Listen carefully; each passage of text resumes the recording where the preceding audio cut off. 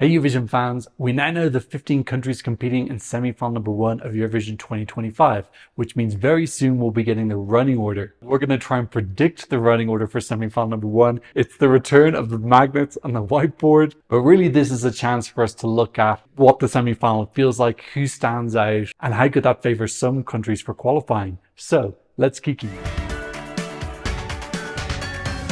My name is Tom, I'm an Irish Eurovision analyst, and you can find all of this stuff on my Eurovision channel. So I just posted this on my Instagram this morning, by the way. If you don't follow me on Instagram, go follow me there. I'm going to try and start posting there more regularly. But I went through previous years to see when do they usually release the running order, and it appears that it's usually on a Tuesday, and it tends to be one of the last Tuesday in March for 3 of the last 4 years. So we might be getting the running order next March 25th. Or it could be April 1st. I hope they don't release on April 1st because we won't know if it's an April Fool's or if it is the real running order. There's going to be lots of fake running orders if they do it then. I believe they are a little bit behind schedule this year, but yeah, hopefully it'll be out next Tuesday. We already had the allocation draw, which decided which semi-finals each country is going to be in, semi-final number 1 or semi-final number 2, and whether they'll be in the first half or the second half. But after that, the producers are allowed to choose themselves in what order the songs are going to be presented in the semi-final. Now I'll talk about this in full when I do my qualifier prediction videos, but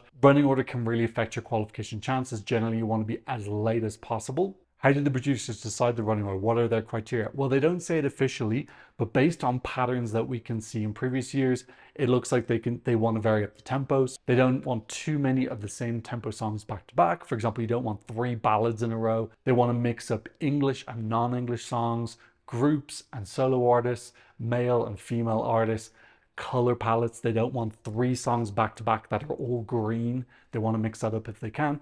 They also need to consider props as well. So if someone's got a big ass prop like Don's had last year with Hollow, it depends how difficult it is to bring the prop on and off the stage, but preferably they want to put songs with props before or after an ad break. There tends to be an ad break after the first third, the second third, and then the end of the third, which is after the last song. The ad breaks tend to vary a little bit, but that's like the rough pattern. So those are all the things that they're considering. I personally also think they have a consideration for population as well. They want to put countries with a bigger population a little bit later because they don't want to lose, for example, the potential 37 million people viewing from Poland by putting it first in the running order. I think they want to have it later. Again, this is speculation, but this is based on looking at running orders from previous years. Anything else? With that in mind, let's get back the board. I don't know, I'm going to have another shoulder cramp from holding this up. First of all, let's go through all the songs that are in the first half. We have Tommy Cash, Vibe, Justina, Napa, Clemen, Zifferblatt, and Kai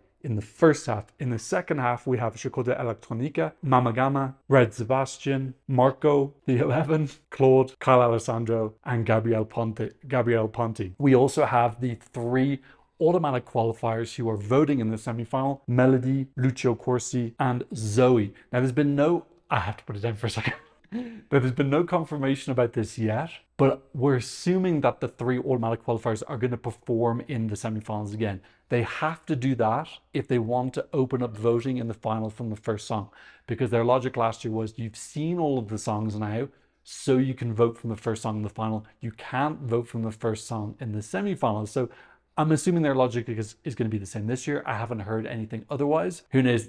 They might announce it the day after I release this video. But we're assuming at this point in time that these 3 are going to be performing in semi-final number 1. So first of all, let's do a little bit of a vibe check. Shout out to Vibe for what the semi-final is like. This semi-final is a sausage fest. It is a sausage factory in full production. We have so many men and so few women this year. 1, 2, 3, 4, 5, 6, 7, 8, 9, 10, 11, 12, 13, 14, 15, 16, 17, 18, 19, 20, 21, 22, 23, 24, 25, 26 men competing in semi-final number 1. Women, 1, 2. We have 2 women who were trying to qualify for the final.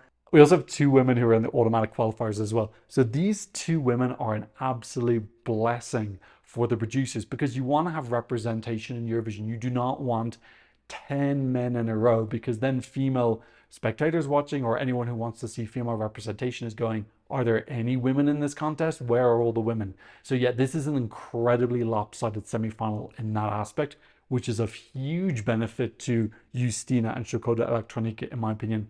Not that they needed it, but I think it just furthers for me even more that they've got great qualification chances. We have a lot of dark pop as well. 3 dark pop songs in a row here. A little bit of dark pop elements with Norway as well. So these 4 men are really stepping on each other's toes. Whereas in semi-final number 1, we got a lot of fun men. We have some like more chill vibes. We've got Justina being completely and utterly unique. And then we have Clemen singing a ballad also really, really standing out in that first half. So first of all, let's try and guess which half are the automatic qualifiers going to be in. First thing is, I don't think they're going to put them early. Again, huge populations. They want as many people sitting around waiting to see these songs as they can. So I don't think that any of these are going to be in the first 3 or 4 songs. I think they'll be later. We saw that last year. All the automatic qualifiers came pretty late. Oh, can I rest my elbow here? Yes. I shouldn't have all the magnets on at once. My shoulder's starting to cramp already. I think the key thing for the producers is they've got these 2 female artists which are totally and utterly invaluable. We have a real upbeat bop with Melody, and then we've got a very sincere ballad with Zoe.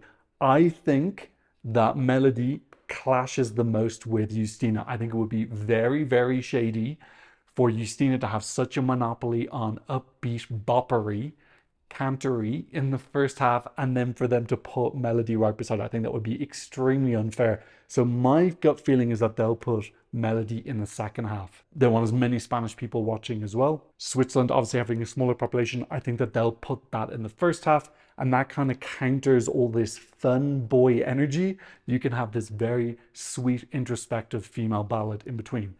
Lucio Corsi, I have no idea. I think we're going to make the running order and then put him in somewhere. By the way, getting the running order prediction correct is completely and utterly impossible because, like I said, we don't even know where the 3 automatic qualifiers are going, let alone if they're going to perform. Pretty sure they are, but it's not definite. So this is just a bit of fun. Don't take it too seriously. If you want, you can leave your predictions down below. And if you get them all right, you win my respect and love. I don't have a sponsor who can give you out a laptop or something, sorry. Okay, so let's start with the big question. Who is going to open the semi-final? Don't worry, I'm going to write numbers on later. I've made you a graph because I'm so nice. I made a list of all the songs that have opened since 2017. I'm going to pop it up here. I'm going to disappear, sorry. And again, this is not something that the producers officially say. If we look at these 14 songs, we can see a couple of patterns here. All of these songs are very upbeat, fun, high tempo, high energy. They're all in English. There's a couple of small exceptions, which I'll talk about later, but they're pretty much all in English. Strong songs, not contenders to win or be in the top 4, but they are decent songs, nothing super weak. So these are the things I think that the producers are looking for. Family friendly, radio friendly, in English, high tempo, fun, gets the party started. This is like their ideal song. They want viewers who are tuning in. Keep in mind that 99% of the people tuning in have no idea what's in store for them. They want to whet their palate with something juicy. Now, there are a couple of exceptions here, which I'm going to point out. In 2022, Ronella Secret wasn't super family friendly and wasn't all in English. There was some Albanian in it. But if you look at the first half of that semi-final, the producers had absolutely no choice. Look at the other options. Citizieni had a naughty word in it. Monica Leo, Marius Bear, way too chill.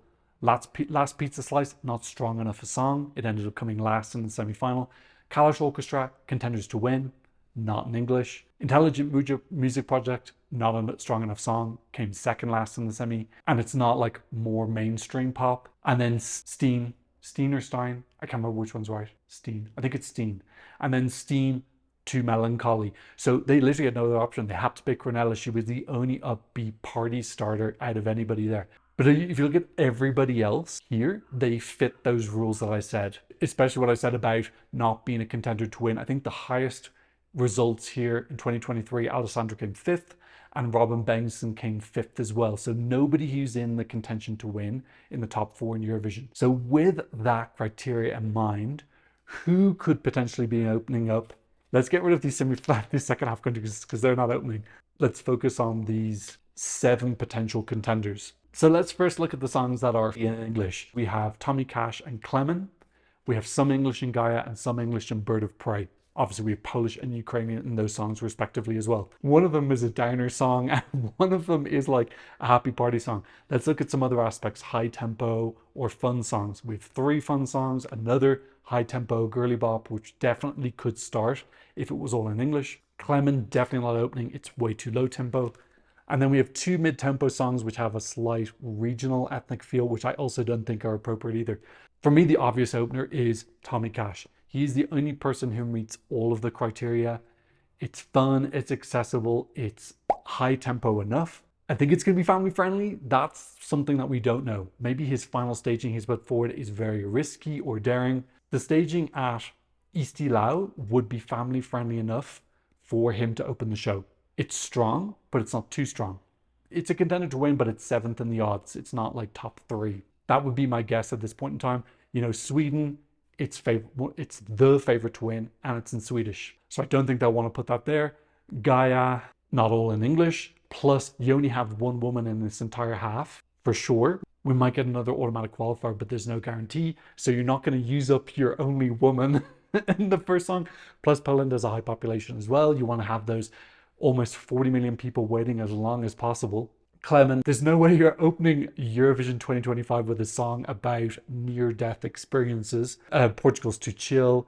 Ukraine have done their time opening. Ukraine as well has a little bit more of a severe message. So for me, the obvious choice would be Tommy Cash. I'm guessing that guy is going to be somewhere in the middle. We're going to have these two women. What makes sense is spread them out. I also think you want to spread out the three fun songs. So I'm thinking maybe Sweden as late as possible and some Iceland in the middle. That would kind of make sense, like first, fourth, and eighth at the start, in the middle, and at the end. So we kind of have these fun boys separated as much as possible. Imagine if they're back to back to back. People will get really, really sick of it. By the time you get to the third song, you'll be like, I've had it with fun boys. Bring me a somber lady, like Switzerland.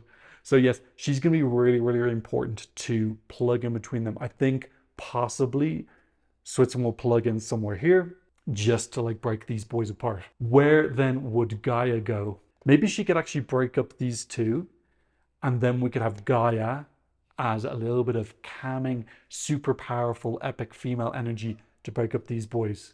There's so many boys. I want these boys. This semi-final is gagging for a 6-piece female group. That would be like an ultimate fantasy for the EBU producers. In terms of like more calm, serene moments, we have Switzerland and Slovenia, Zoe and Clement. So I think that they'll want to split those apart as well. Slovenia is really giving me like second or third in the running order vibes. So let's put that second. I do think actually it would pop if it was after Estonia, because it would be such a contrast to Tommy Cash's craziness. And I also think that he would fit really well if he was between vibe as well. So maybe that could be, I think Portugal could actually be a nice follow-up song, kind of keep the energy, but have like a little bit more of a camera mood, something very, very different, but not like a full-ass ballad. So this could be our first opening. We definitely need a woman at this point. So let's put in, we can have Switzerland after Slovenia because people will be reaching for the Xanax. Let's put Iceland in as a little bit of a party. Then let's have Switzerland to have some calm after the party. Sweden might actually be good here afterwards, like bring the energy back up.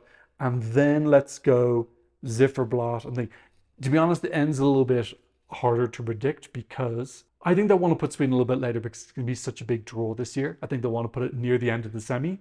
Poland as well, big population. I think they'll want to separate the ladies. See, this is the thing is, Switzerland might not even be in this half. They might put Melody in which case my whole list is completely screwed up. There's just a little bit of fun. Let's not take it seriously. So let's just stick with this. Okay, let me just put the numbers in. Flawless transition. Have I got the flags all the right way up? Yes. The way you remember Ukraine is it's blue sky over a wheat field. And the way I remember Poland is it's a cloudy day over something red. Because the other way around, that's Monaco. Okay, so this is my thing. Let's quick summary of why I put everybody here. I wanted to split the ladies up, so I put them 5th and 8th. I wanted to split up the fun songs as well, so I put them 1st, 4th, and 6th. I also think that Tommy Cash is the most viable opener because it's in English, it's upbeat, it's fun, it's welcoming, it's family friendly, it's got an accessible feel. He seems like, based on historical patterns, to be the most eligible person to open the semi. And then I wanted to split up Ukraine and Portugal as well because I feel like they have a similar kind of chill, more indie vibe to them. And then also I wanted to split up the two ballads. Probably could have split them up a little bit more, but we have a male ballad and a female ballad, which also makes them different. And we have vibing off in the middle, very much a different vibe than those two songs. Oh, my shoulder. Okay, I'm going to try and lean. I'm leaning on the couch now.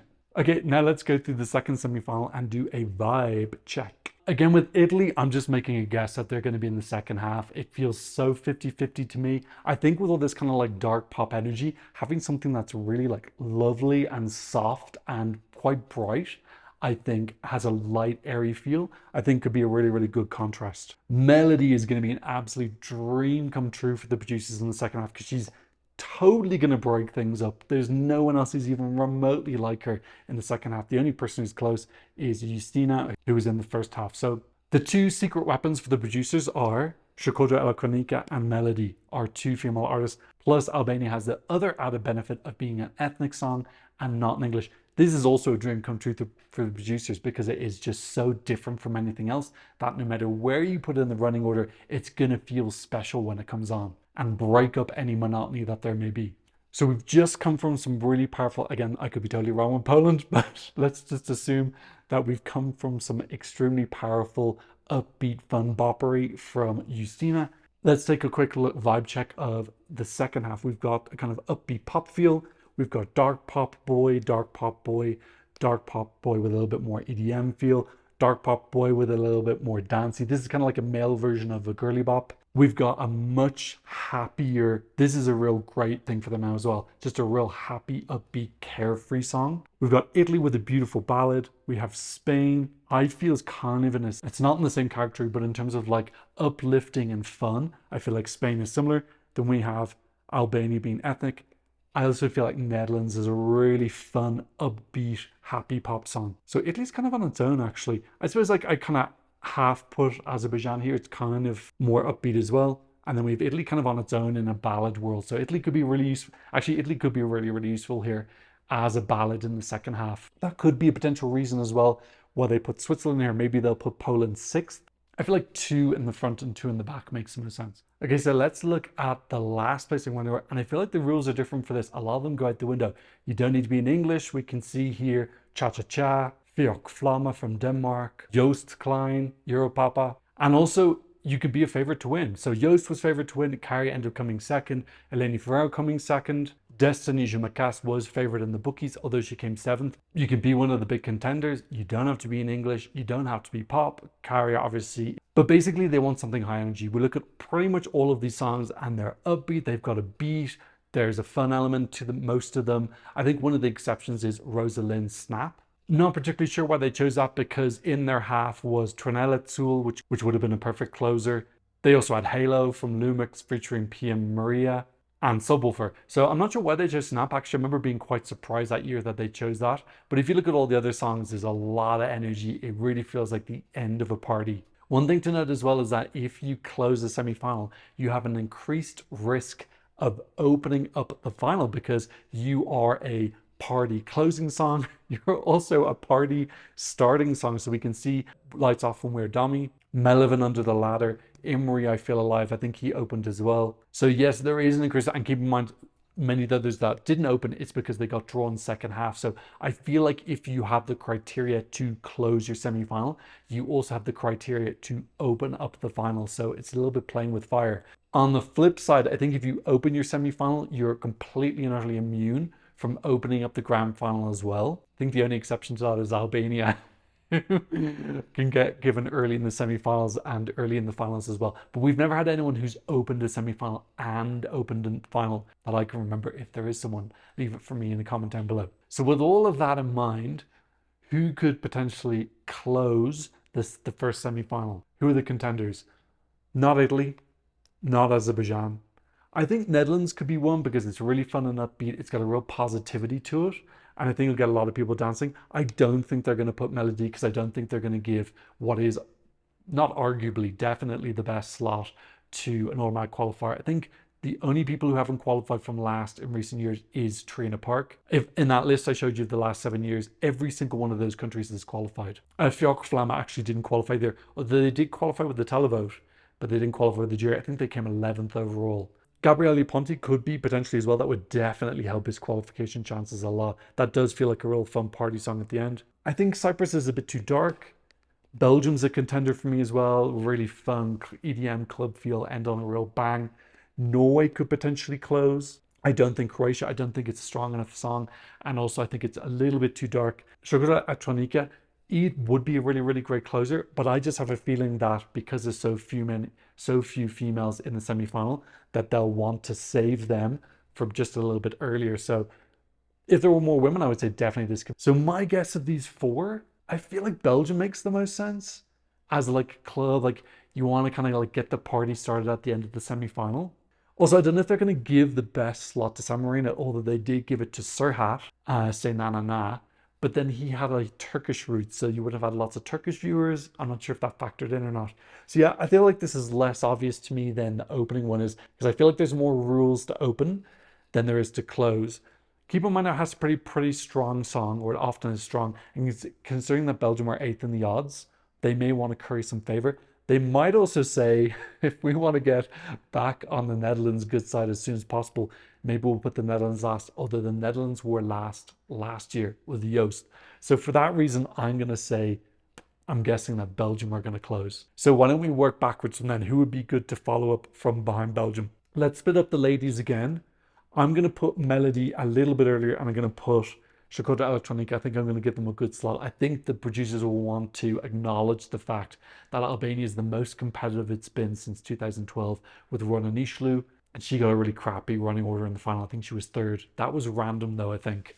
That was before they started doing producer running orders. So we need to split up these dark pop boys who all need Xanax.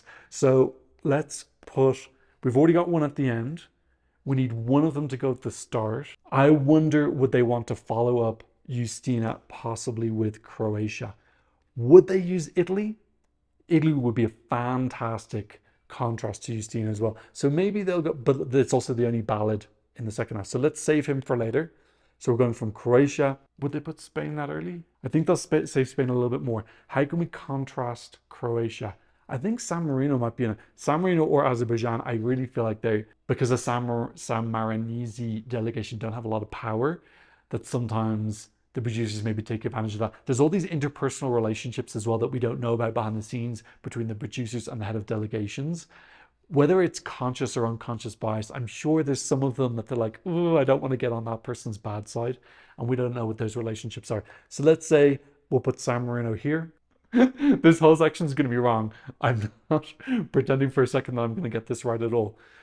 Let me see, does anyone have props? Do we know? Also, another reason to put Sweden here is there might be an ad after song 6. So that's when the prop comes on. And then they might also have a prop for Ukraine if they bring the garden on. Okay, so who else might have props? I think Kyle might have a prop. And I'm guessing Cyprus might have a prop as well, actually. Where we're going, we're happy at this point. We've gone dark pop, we're a little bit happy. How do we balance out the happiness? Maybe it's a good time now for Italy to just give us a little bit more chill. Maybe we should have another dark, should we put Melody in then? I don't think they put, I think we could put Cyprus in next because we've got enough of a gap. Now the thing is, if Sergio High-End does some super high class staging for Cyprus, they might want to put it later as a little bit of surprise. So again, it comes into how strong the staging is for each country. But like, we're not gonna get it right. Let's just give up on getting it right. Let's put Melody in at this point. Let's get a nice bit of positivity, female energy after some more somber moments. Oh, I've gotten rid of all the sad ones now. This is too happy, and I want to save this for later. I feel like Albania is going to be near the end. I think possibly either Norway or Netherlands will go in here. I don't think they'll give Azerbaijan a super strong draw. They don't usually. Last year, I think they gave them like 11th or so. I think, yeah, let's put Netherlands here. I think they want to curry a little bit of favor with the Netherlands after what happened last year. And then I think that contrasts really well with Shkoda Electronica. It's something very, very different. I actually think we need to keep the dark. Let's take Cyprus and put it here. Let's put the dark boy here. Then we can have Azerbaijan here.